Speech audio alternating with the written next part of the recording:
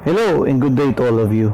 So our next topic is or lesson is more on AC circuit or alternating current circuits. But before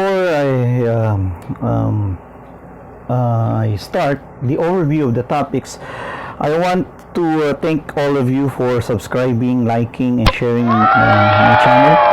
And as of the moment, we have 454 subscribers, and I want to thank all of you. Maraming salamat po. And as usual, I will try my best to improve more on how I teach this correlation subject or a refresher subject. So again, thank you all of you. I was overwhelmed for all of your support on this channel. So to those who are not subscribed yet on my channel, you hit the subscribe button so that you can be informed and you can have an update on the next few topics that we will discuss.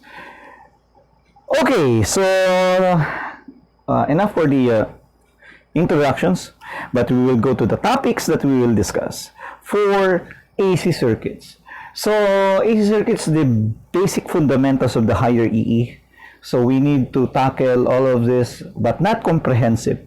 But if the topic is not mentioned here, we can have an update on the lessons, on the next few lessons. But this is the roadmap of the topics for the AC circuits for the licensure examination topics.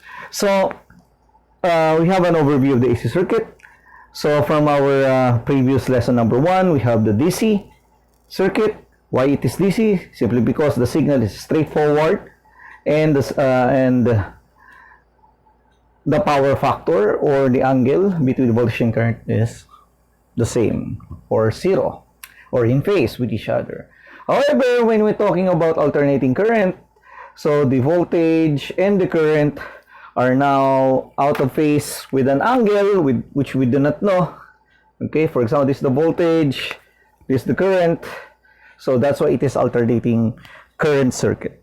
The signal is more on alternating current. So it means if your source is a circle independent source and you have an alternating current or sinusoidal signal, and if you have a DC or battery, it's just a straight line or a battery terminal symbol.